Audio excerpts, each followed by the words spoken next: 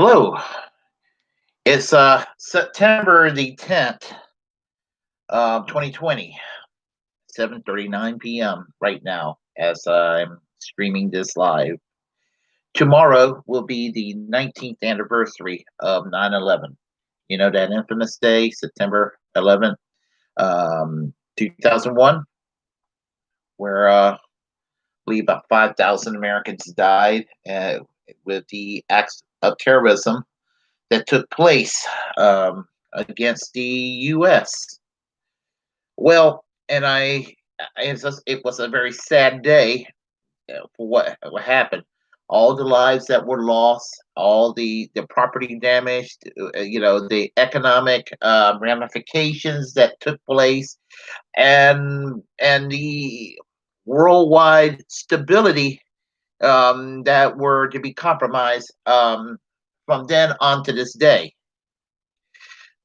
And I'm not trying to undermine the importance of 9/11, but the thing about it is, I mean, there are root causes to this, and just 1979 when the Soviet Union invaded Afghanistan, which it was not so much an invasion, but more like a police action because the government was pro Soviet. The United States basically assisted the rebels in Afghanistan, and the rebels, to make a long story short, would pretty much after they drove the Soviets away, retreated back to the USSR, and eventually by 1996, the puppet government, which was on its own, basically were toppled by the Taliban.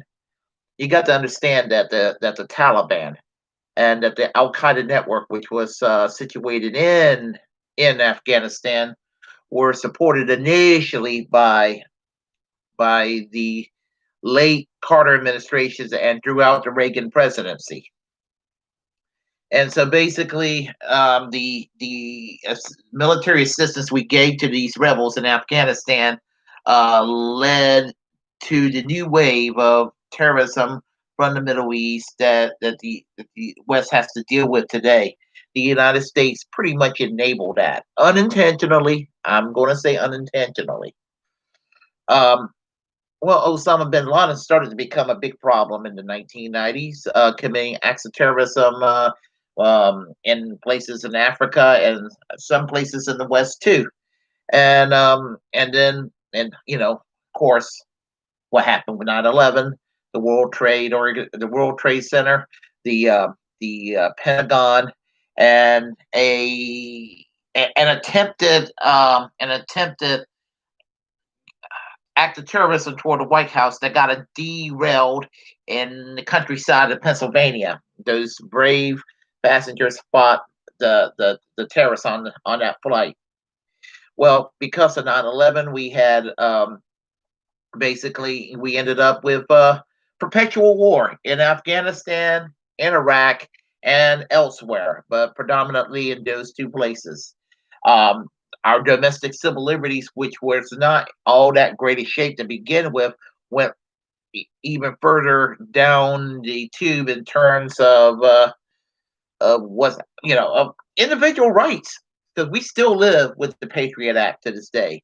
We have a Department of Homeland Security that spies on us, and we ended up having our government justify things like torture, waterboarding, and not to mention, accounts of racial profiling by the Trump administration. That today, our economy were in shambles. We're 20 trillion plus in debt, not because not because of the Obama presidency. For some reason, Obama had a bad rap for something he wasn't guilty of. I'm not going to say that Obama was fiscally responsible or what have you, but when the Tea Party came along and were blaming Obama for debt without realizing, or well, no, they realized it without acknowledging what happened previous with the perpetual war, the billions that we put in there, and you add billions and billions and billions over the years, it becomes over trillion. We're $20 trillion in debt because of this. And remember, the deregulation of Wall Street on steroids that took place during the Bush years, following Bill Clinton's 1998 is or decision to gut away the Glass-Steagall. So we're in an economic crap hole today because of all that's happened. So, and I'm not trying to undermine the importance of what happened to our society. Something that I don't think we're going to ever fully get over as far as what happened 19 years ago. But let's talk about the original 9/11, September the 11th, 1973. Down in the country of Chile, Salvador Allende was elected president in 1970. He was a democratic socialist. His Socialist Party government um, became the governing party in Chile. It sent shivers to the United States government.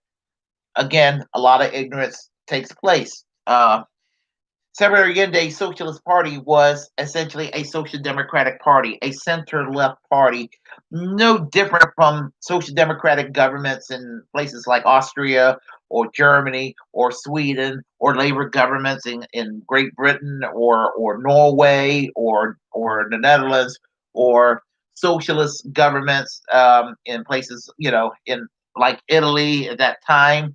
It's kind of like right there, United States just assumed the worst. And yeah, I know Salvador Allende had a non-aggression, had wanted to have a non-aggressive relationship with Cuba. I don't know if that's the worst thing in the world. Not a fan of the Cuban government, but I'm not a fan of making life totally shitty and putting Cuba under perpetual siege. But it bothered President Richard Nixon and Secretary of State Henry Kissinger.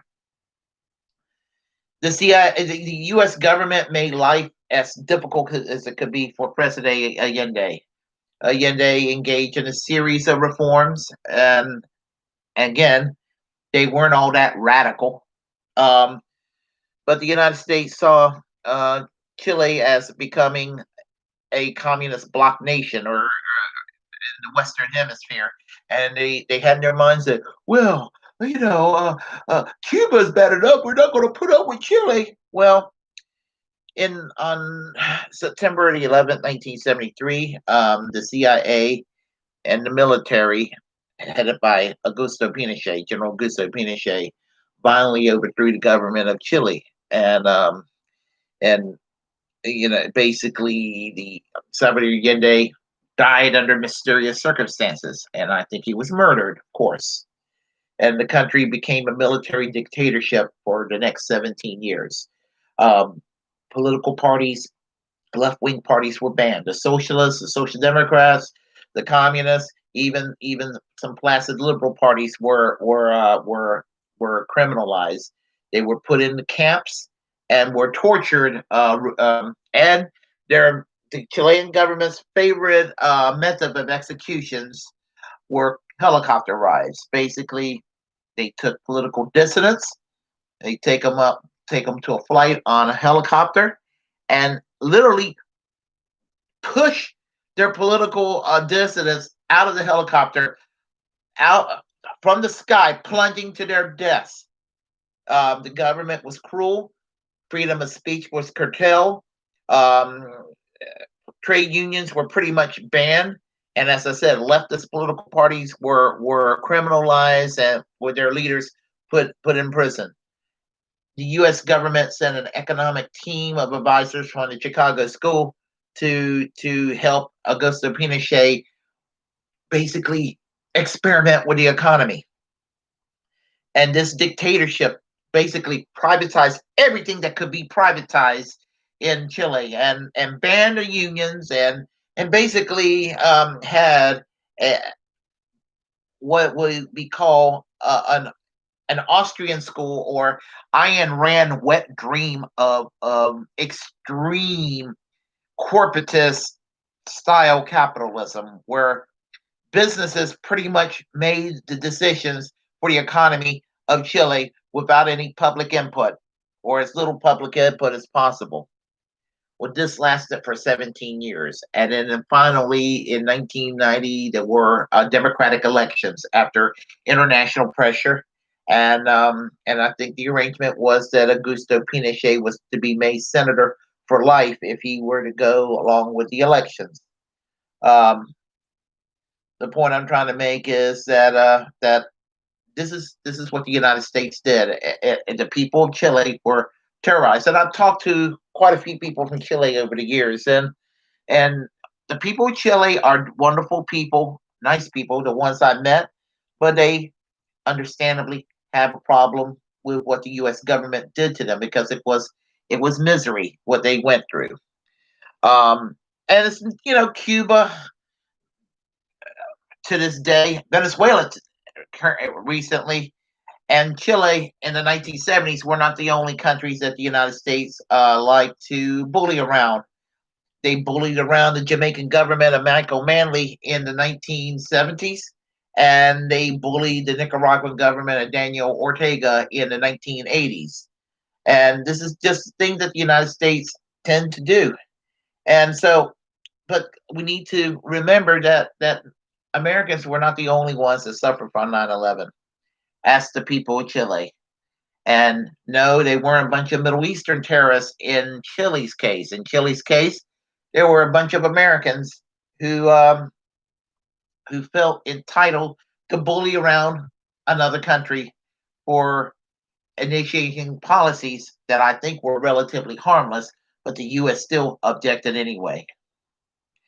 So I want you to think about that and think about what the U.S. likes to do when it comes to a lot of foreign policy initiatives, because a lot of times when the U.S. engages in these things, they're doing it with business interests in mind. They're doing it with the defense contractors in mind.